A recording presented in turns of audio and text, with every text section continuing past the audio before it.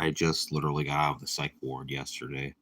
I was in the psych ward for about a week or so, and it went all right, I guess. But I mean, like, I've been in so where I'm like, I'm not gonna say where I live, but like where I live, there's like maybe five different psych wards in the area, and the hospital I go to will either send you upstairs to the top floor of the hospital to be in the psych ward unit on that hospital, or they'll send you off to one of the other psych wards, right? And I've pretty much been to all of them.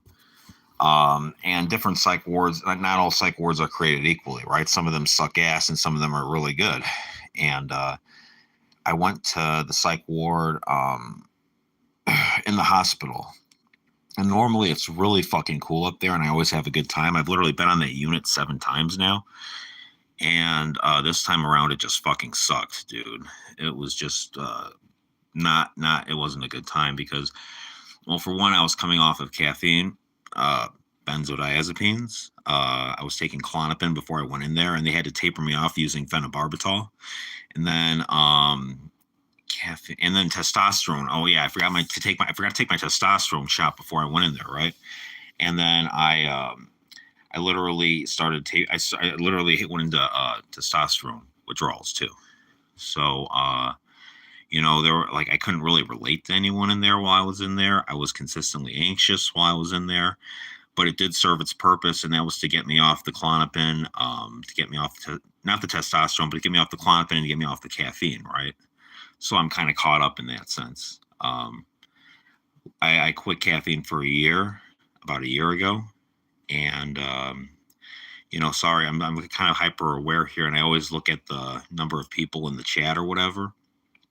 And when there's nobody in here, I just kind of feel like I'm talking myself to the void, so I gotta just kind of block that out and try to kind of like hone my skills at not paying attention to how many people are in the chat or whether or not there's anybody in the chat or not, right?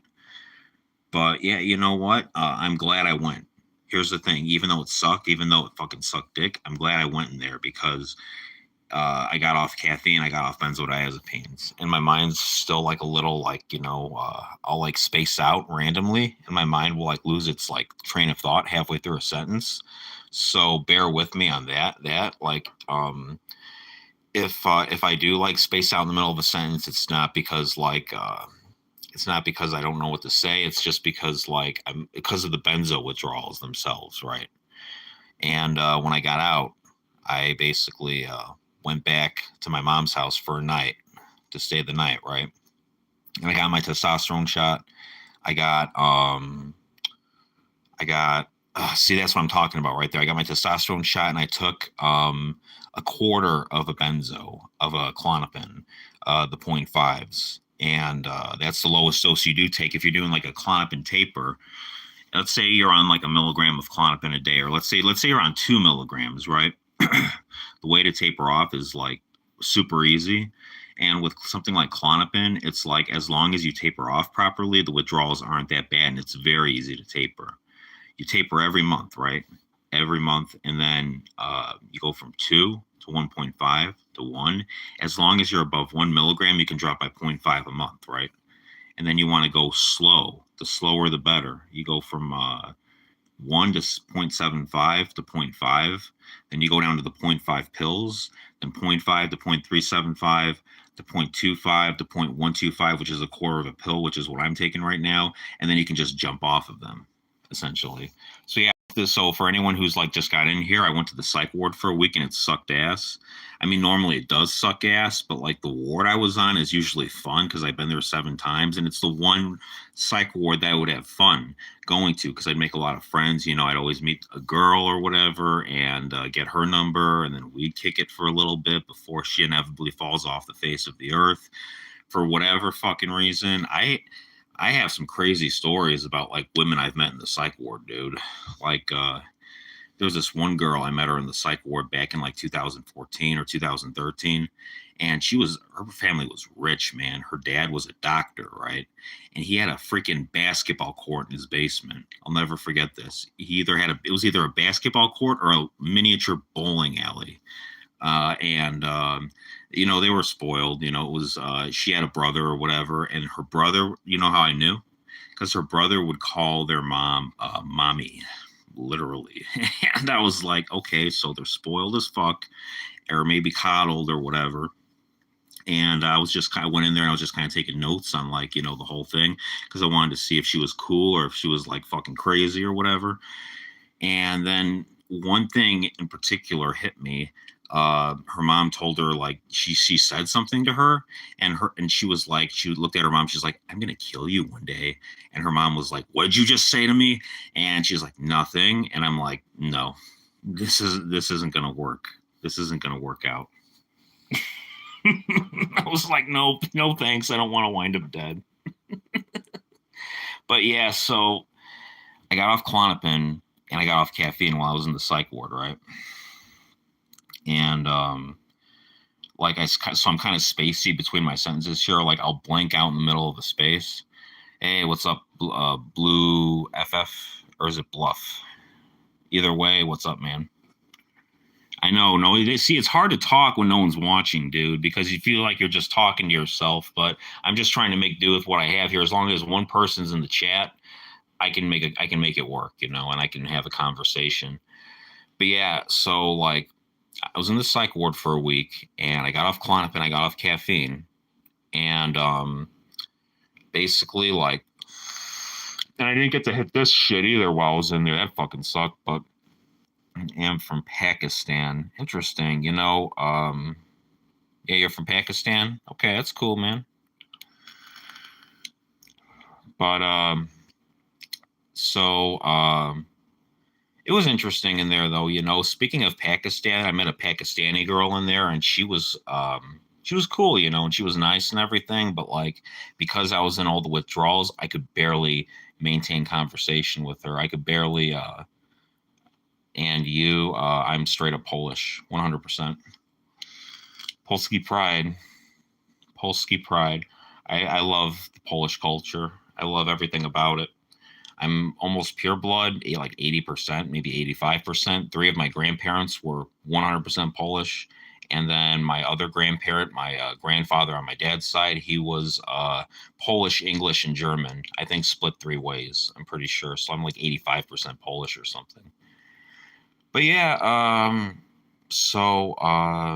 met a Pakistani girl in there actually, and she was telling me a little bit about her culture or whatever. But I didn't really talk to her that much, because here's the thing, dude. And she was fucking hot too. Okay, she was fucking hot, and the reason why though is like when you're in 3 different withdrawals, it's fucking difficult to make conversation with people, man. Like Klonopin alone is bad enough. But then, like when it's caffeine on top of that, it becomes damn near impossible. And because of that, I didn't really have a good time while I was in there. So now, like I'm planning on never going back. Essentially, bro. English is how much good do you want to know any English word in Urdu? How about metropolis? What is metropolis?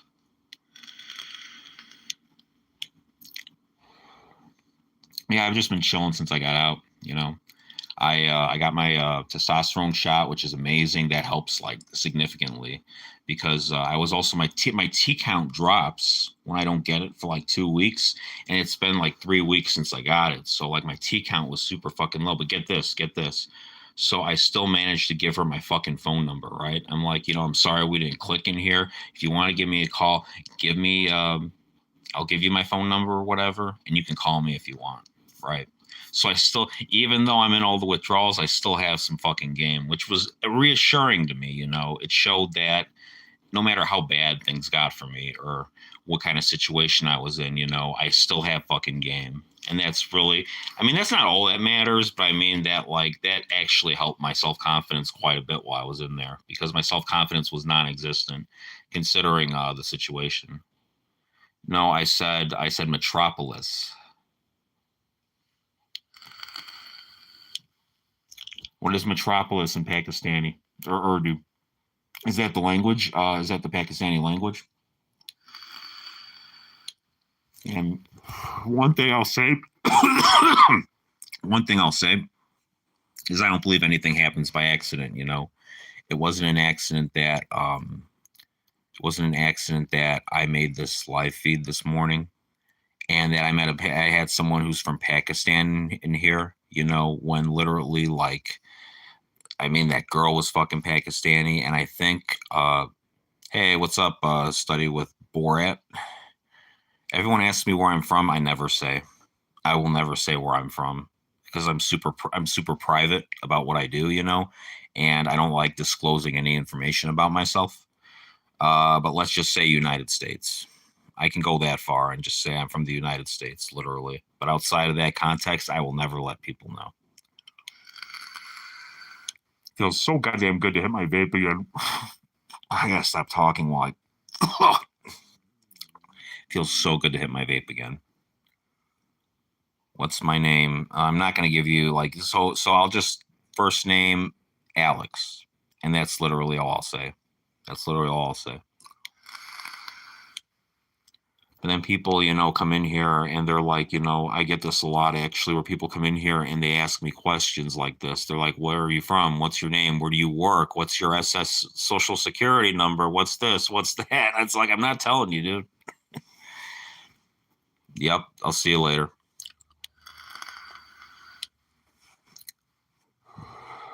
I cannot speak Hindi. But if you want to teach me, go ahead.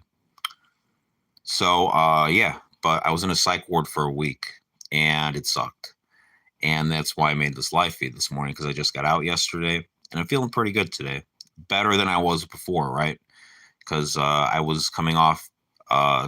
Imagine going into like a psych ward and you're forced to come off like a benzodiazepine, but you're also forced to quit caffeine at the same time. That's basically what I went through in there. So, and then oh man, there was this guy in there and he was fucking nasty, dude. He was this fat ass motherfucker in this wheelchair. And he would always talk about how much he would poop and shit and stuff. And he was like, I made 10 gallons of poop today. And I'm like, bro, I really don't care. I'm like, I really don't care. So, yeah. He was nasty, though. He was nasty as shit.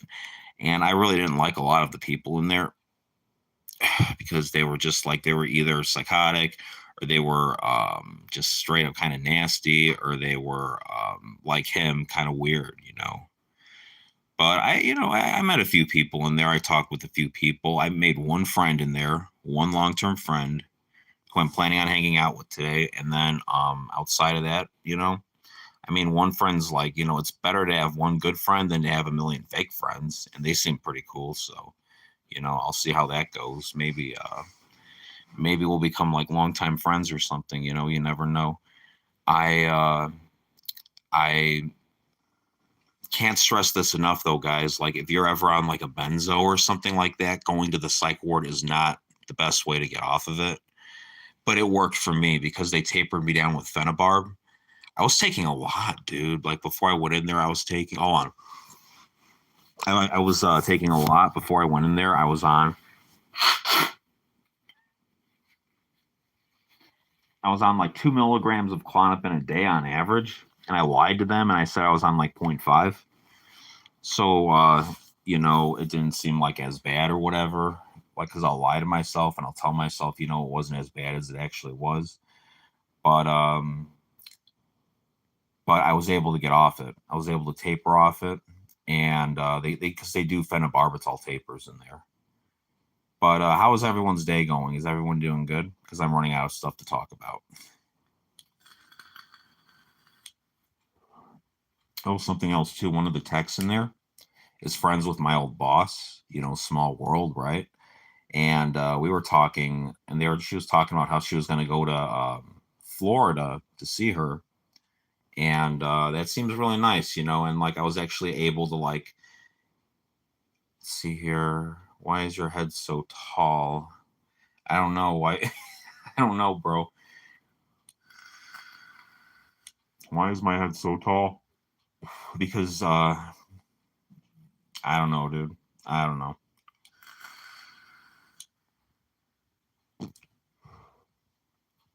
But anyway, no vaping. No, I'll vape whenever I want to. I didn't get to vape for a whole week, man. I didn't get to vape for a whole week, so now I can finally hit it again.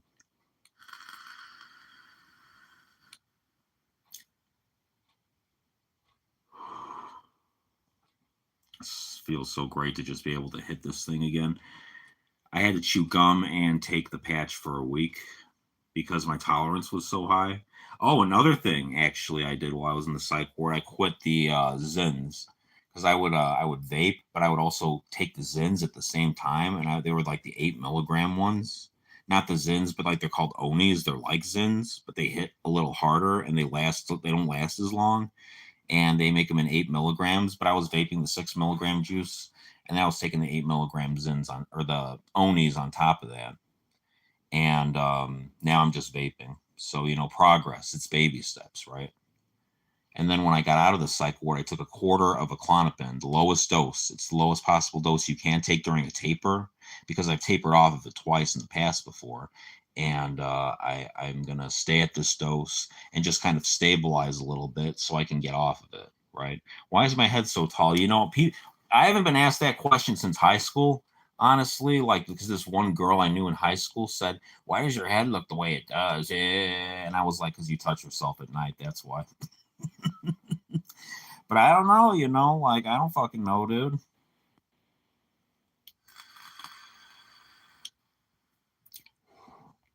Wait a minute, you said no vaping and your name is literally Ohms. And it sounds like a coil name, basically, because coils run on ohms.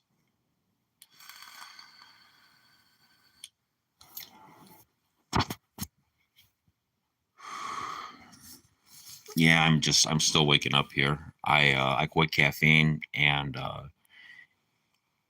I'm gonna go with it. I'm gonna go for it. Like I'm just gonna completely quit. No more caffeine ever again, and I'm gonna try to do this again because I quit caffeine for like a year back in 2023. If you watch my live feeds, one thing you'll notice is I'm absolutely obsessed with abstinence from drugs and mind-altering substances. It's like the core of my entire motivation in life, dude. Because I'm a recovering addict, and I was on a lot, dude. I used to smoke crack. I used to take fentanyl. I used to be on amphetamines. I used to be on like everything. Literally, I was on 120 milligrams of methadone a day, and I got off all of it. And then from there, I quit caffeine. I quit vaping for a few months and nicotine altogether before I went back to it. Because obviously I feel like I've paid my dues. I've paid my dues, and I deserve one vice, and this is it right here. And I will never quit this. I don't care what people say about it. I don't care if they say, "Oh, that causes popcorn lung. Oh, that causes this." And you know what? This guy came up to me and he said, "Dude, that causes popcorn lung." And then like 2 weeks later, he's hitting a fucking vape. I'm like, bro.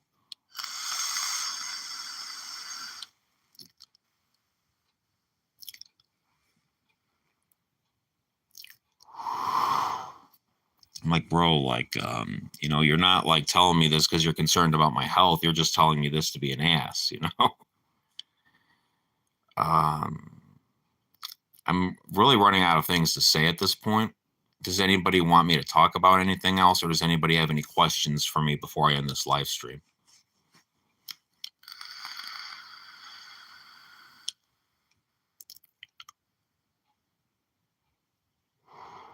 It doesn't look like it. I'll end it here, and I hope you guys have a blessed day. I hope you guys have a great day, and you know, God is always with you. God is always watching out for you. And if you feel like nobody cares, there's somebody out there that definitely does. And even if, let's say, hypothetically, nobody did care, which is not true, God does care. So always follow God. All right. I'll see you guys around, and you take it easy, and you have a good day, and I'll see you later. Bye.